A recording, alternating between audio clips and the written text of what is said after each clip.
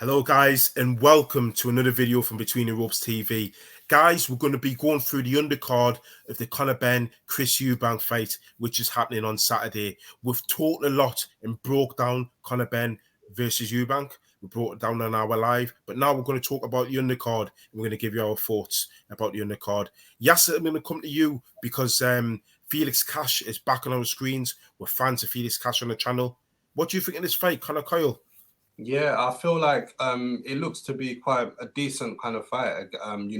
We last saw Cash out against Madiev, and then before that, he put in that really dominant performance against Denzel Bentley. And obviously, we know Cash is ranked highly with the WBO, so he's sitting in quite a good position right now. I feel as though his opponent, though, he's 32 years old. His record is not exactly the greatest for me, so I feel as He's though unbeaten. yeah, but his record is 17 wins, 7 KOs for him. But I just feel as though Cash will be able to get past him without much issue, and then maybe for next year go on a good little run. I see him probably getting a points win in that fight. Yeah, Josh, you're a big fan of Felix Cash. His last performance wasn't the best, but there was a lot going on in his private life and in camp. Do you think he uses this fight just to absolutely eradicate all those doubts? Yeah, I do. I think this fight, it serves two purposes, doesn't it? It's a good opponent. It's not someone that's going to set the world alight, but it's a good opponent who's ranked well with the WBA. He's ranked 9.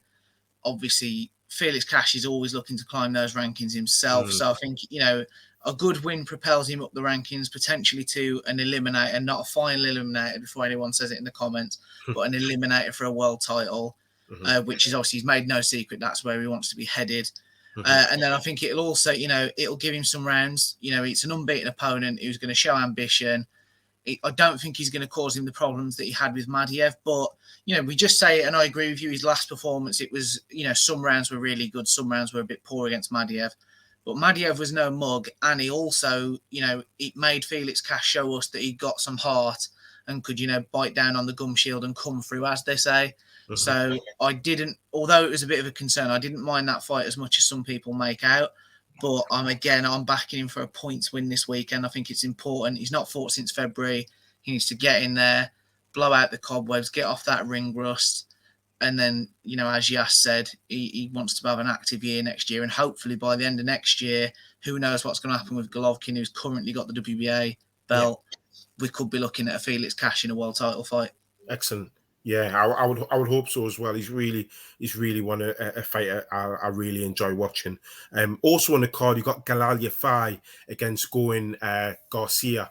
Galal Yafai, what a talent! I mean, yes, he's in against, quite on paper, a difficult opponent. We've often said on this channel, we don't really know how good these Mexicans can be because their records can be deceiving. Are you expecting anything different from Galal Yafai than we've seen in these last two fights? I feel as though this fight will probably pose a different challenge for Galal Yafai in the sense of, Rodriguez Garcia is a come forward kind of style. So, and we know that Galal Yafai is good at, negating that kind of style, and he's a good boxer. So I feel like he'll be able to take away his strengths and probably be able to break him down slowly over time and maybe get quite a dominant points decision. I do feel as though, also I'd like to add, I do feel as though for me, this is probably one of the standout fight on the undercard as well. I'm quite excited to see the progress of Galal Yafai, gold medalist, Olympian. He's had a first 2 good fights, and I feel like I'm really excited to see what's going to come for him next. Josh, his opponent, when you examine his record properly, you'll see that most of his opponents on there have had winning records. So it's not as in he's against a typical kind of bum. They must have really high aspirations or must be really confident in Galal Yafai's ability. No, well, they are, aren't they? They've made no secret of that. There's been a lot of talks about Galal Yafai being the next Lomachenko, as in how early he'll fight for a world title. And, this, let's not forget, he debuted in February, was out in the summer. This is his 3rd scheduled 10-rounder, and he's got the stoppage in both of his previous fights, so he's not gone the 10 rounds yet, fair enough. But this is his 3rd scheduled 10-rounder within a year. and he's moving fast, and I like it. He's got the talent to back it up. His first fight in particular, he was guilty possibly of trying to force it a little bit, but he's got the right team around him. He showed improvements and calmed down in his second fight. Garcia's coming into this no mug, but let's be honest, he's 12-1-1, but he's only got the one stoppage, so he's not going to be a puncher that, he's going to potentially be able to get Yafai off him. They rarely are at that weight, though. No, they rarely are, but in fairness, immediately compare it. Yafai's fought two decent fighters. He's already got the WBC International, and he stopped both of his, so he's already ahead there. And Garcia, he might be a lot more experienced in the pro game, and he's done the 10-round distance twice and the 8-round distance a few times. But I just think he's just going to be there. He's going to give you 5 rounds, but I'm backing it again, a wide points win for Yafai. I just think he's got it all, and I really rate him. I think he's going to be he's 29, so he's not wasting time, and he can't waste time. But I think he'll be in a world title fight sooner rather than later. Yeah, because age is everything in those lower weight classes. Just a quick word while you're on about Linden Arthur, who makes a speedy return to the ring. Yeah, glad to see Linden Arthur back out. He was out a couple of weeks ago, but he's fighting a guy who's had 17 wins, 17 losses. I know obviously he fought a few weeks ago, so I can kind of understand that this is like a tick over kind of fight for Linden Arthur to just keep the ring rust off and get that activity and confidence going, because he had that loss to Anthony Yard late about a year ago, and he hasn't fought since then. So I expect him to put in quite a dominant performance against this guy, and then hopefully we could see him get into quite a big British domestic fight in the first quarter of next year, because there are a lot of good fights to make domestically. Well, he was on the BT card recently, wasn't he? He was on the Wasserman card on Channel 5 recently. So he's been out. He's getting himself active. Yeah. But it just opens up that light heavyweight division, doesn't it, Josh? Yeah, it does, doesn't it? It keeps his name in the spotlight. He's not been the most active the last couple of years, so it's sort of what he didn't get out of his system the other week, he'll get out of his system this weekend. I'm looking forward to seeing him back. But as Yas said, it's nothing more than a tick over that. In reality, I'd like to see him come through it a bit more comfortably than he did the other week. Yeah. All right. And moving on to the women, Ellie Scotney, big opportunity for her, Josh. Yeah, I'm massively excited about this one. Everyone who's watched this channel knows how highly I rate Ellie Scotney. I might have mentioned it once or twice. I don't think you have. I'll mention it right now, just for you, mate. Everyone else, turn off. This is for Ray. Well, just for you, mate. She's 5-0. This is a step up against Mary Romero for the European title, and I'm really excited about it. She's been moved at a good rate. I think it's fair to say her last fight, there was some question marks that she's going to need to answer as she goes forward. But I'm just hoping she gets to sit down on her shots a little bit more. I want to see her get a stoppage. I know it's not the most critical thing in the world, and with her boxing skills, it's not all about that. But I do just worry that when she gets up to that world level, and if she comes through against Mary Romero on Saturday, there's not many places for her to go before she has to have a world title fight. I'd like to see her just getting some more power in and, displaying that side of her game a little bit. As for Romero, she's 8-2, the 2 stoppages on her own slate, but she's on a 7-fight winning streak. So it's a good step up for Ellie Scotney. And I think it's necessary. I really like how she's been managed by her team and obviously Matchroom. I think she's been moved at a good, but the right pace. And I think that's the key element for her. I'm backing her to a points win. As much as I'd love to see a stoppage, I sadly don't think it'll come. But I'm looking forward to seeing her back. Again, not been the most active this year. So the first few rounds, expect to see a little bit of ring rust. But I think as it wears on, we'll see a classy Ellie Scotney performance and she'll get her hands on that European title. I think it's a tough fight, yes. I don't know what you think in terms of Ellie Scotney. I mean, opponent 8-2 is no mug. Can she do it? Yeah, I feel as though pretty much echoing what Josh pretty much said. I feel as though it's a good test, and obviously, but I don't see any knockout happening in this. I just feel like she's gonna try and box and win a points decision. But it'll be like good for her activity and to get the rounds in, etc. Yeah. And then for her to pick up that European title and move ahead.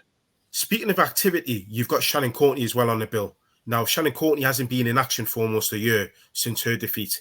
If I want to come to you, Josh, for me, this has got everything riding on this fight for Shannon Courtenay.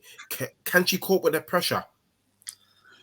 We'll see, because let's not forget, in the lead up to when she lost the world title against Jamie Mitchell, she missed weight.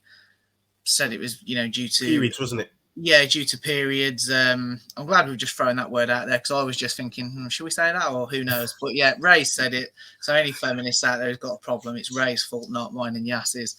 Take up my lawyer. But I think, regardless, it triggered questions about Shannon Courtenay. Then a year out the ring certainly doesn't help.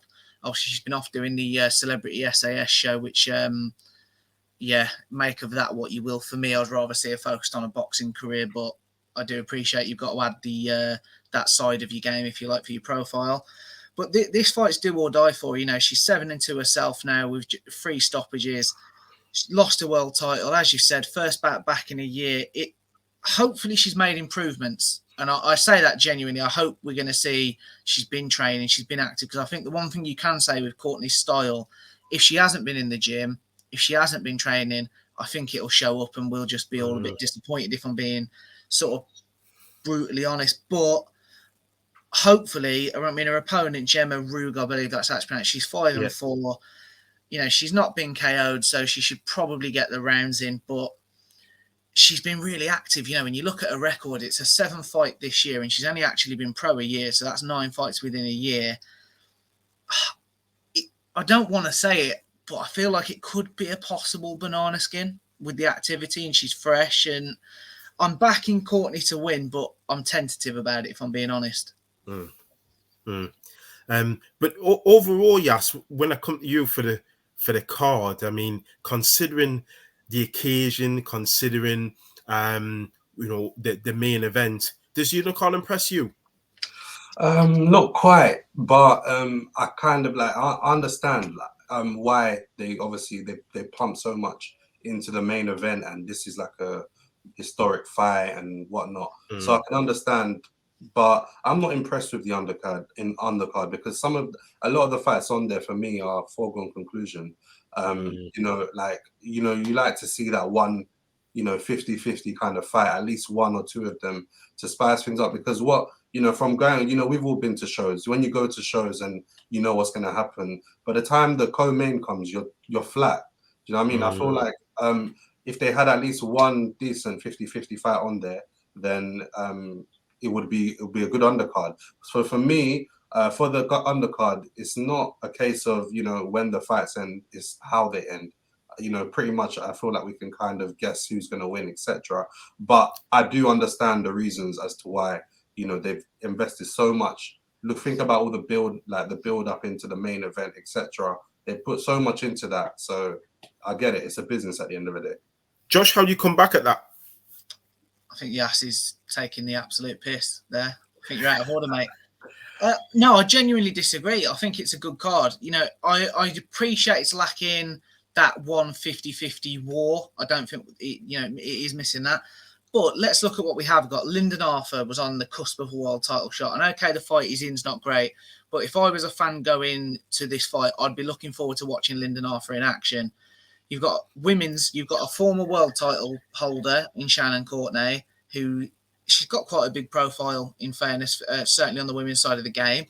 You've then got, for me, the future of women's boxing in Ellie Scotney. That's how highly I rate her.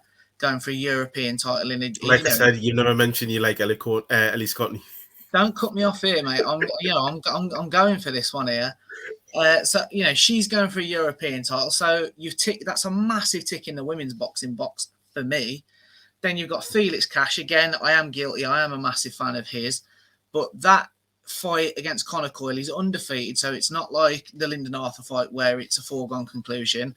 I'm backing Cash to win, but that's more credit to how good Felix Cash is as opposed to a knock on Conor Coyle, and it puts him right in line for an eliminator for a world title shot. You've then got Harlem Eubank, which is a bit of family. It adds to the main event. I think it's a good card. You were never going to get a really expensive co-main event with what the main event is. But when we've seen these super fights, you know, you look at some cards in the past where you've got a super fight, you couldn't the Fury, oh, Dillian White. Yeah, it isn't that sort of a card. Let's be honest, it is not that sort of a card. There is genuine talent on the bill in genuine fights. And Ray, I think we need to think about Yassi's position on it. That's just me. Yeah, from Ellie Scotney's #1 fan. Guys, don't forget, let us know what you guys think in the comment section. What do you think of the card? Which fight are you looking forward to seeing? Let us know. And guys, we've got plenty more content still to come. See you guys in the next video.